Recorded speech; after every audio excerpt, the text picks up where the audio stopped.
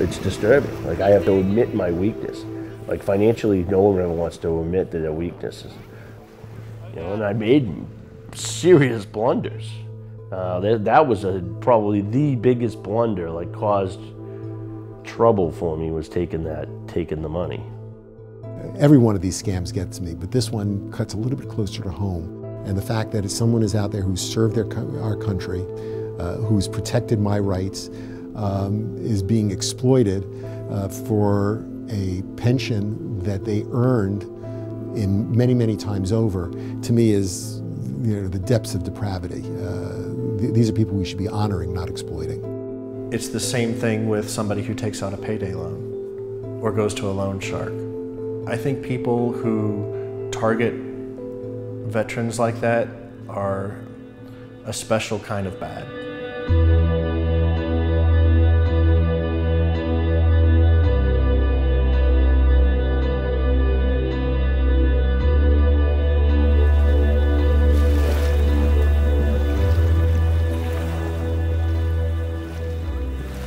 So I joined the Navy in like '89. I was a student at Northeastern, so I joined the reserves, and I was doing really well, and I really liked the Navy. And then, an altercation happened between me and my roommate. Like, I learned, basically this was a trauma issue for me. And then right then, like, although I had experienced alcohol before, nothing like alcohol to take away emotional or anxiety, and then it just spun out of control over years. Basically, I watched my life just go down the tubes through the whole 2000s.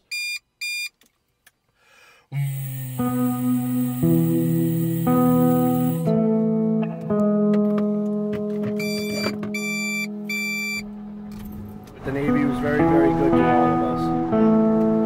We had a great time.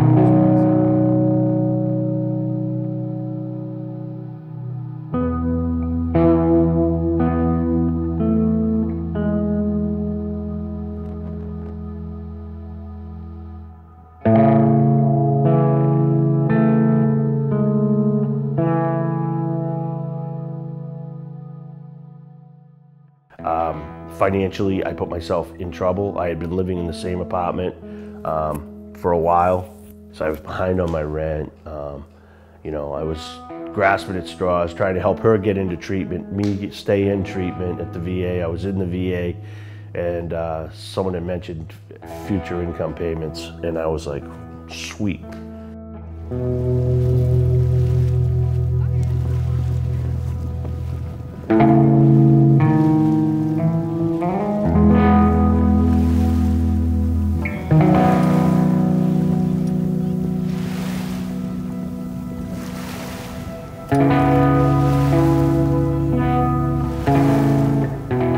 Now this is me in a fog in a program too. Like, I'm like, literally, I was inside a VA facility in a controlled psychiatric unit, basically, like for our drugs and alcohol, like a 30-day program.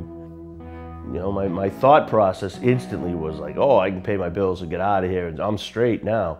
And it wasn't. Like, I know better now. Like, and they were literally preying on me. And then eventually I was smart enough to start reading about it. I read the Massachusetts banking laws and everything, and I'm like, I'm going to find someone to help me out with this.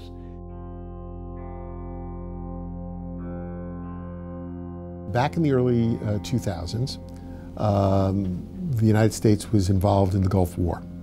And many soldiers were being called up to active duty and being shipped overseas. And there was a great deal of concern that they were going to be exploited through various consumer scams while overseas. On a number of occasions, the JAGs would say, we know you're looking at exploitation of active military personnel.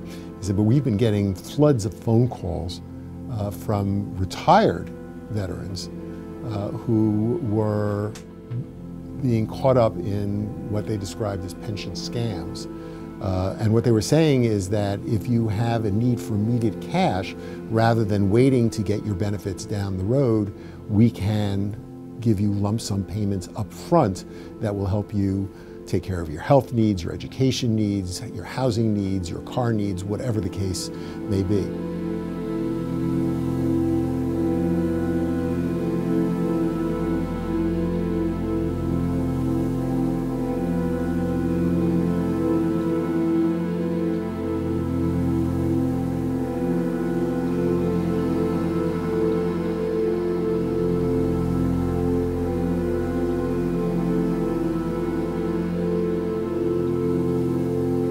In my situation, I couldn't get a lollipop from the bank. In my divorce, I watched my credit score go from mid-upper sevens down to 400 in 3 months.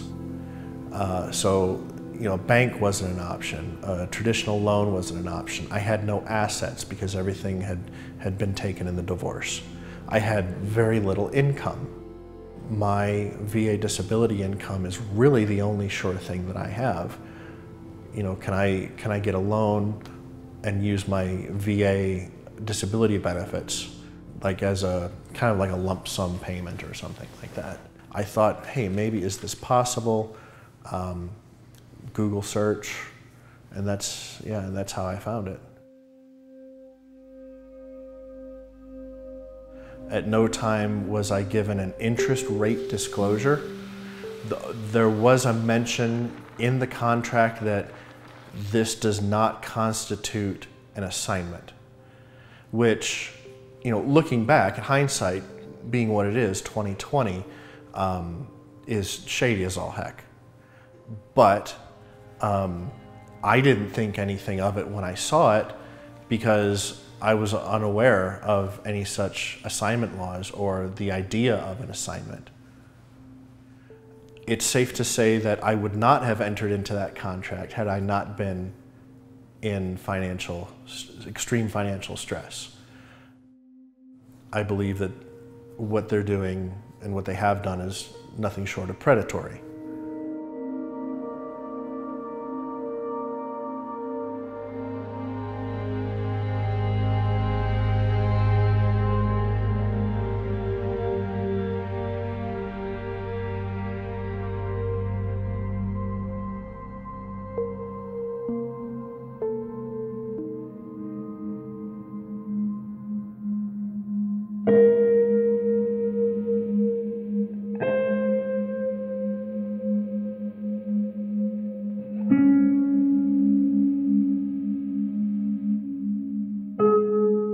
I worked with Robert Bosch. I had worked there for like 17 years. 2009, during the economic downfall, I took a layoff because I was caring for my mother who has dementia, Alzheimer's. During that time, I had to move my 401k from that place. You know, once I took my severance pay and everything, I had to move that account, and I moved it to my bank to an IRA account. My money stayed there a couple of years, I would say. And then about 2017, I get this invitation to a retirement dinner, because I mean, these are things I'm thinking about while, you know, and as I'm getting older, you know, because I do not want my child or my husband to, you know, have to worry about where money's going to come from, you know, because you never know what state you're going to be in your older years.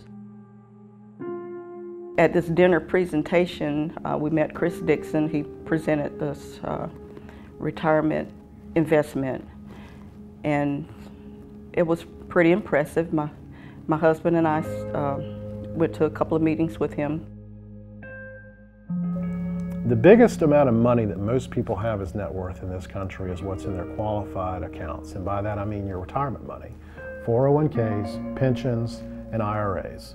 Most people cannot write a check for $400,000 to fund any type of investment, but they may have $400,000 sitting in a retirement account that they've saved for the last 30 years while they worked. And so what ended up happening is all these people in the middle, the insurance agent, the marketing organizations, even the custodians and the escrow agents, all got a little piece of the action. You know, they were chipping away sometimes pennies, sometimes dollars, sometimes multiples of dollars from the hard-earned money that these investors were investing. And when it collapsed, who it really damaged were the pensioners on their side, because they'd been charged exorbitant interest rates, and the investors, because it turns out they were the victims of a Ponzi scheme, and the Ponzi scheme guy ran off with all their money.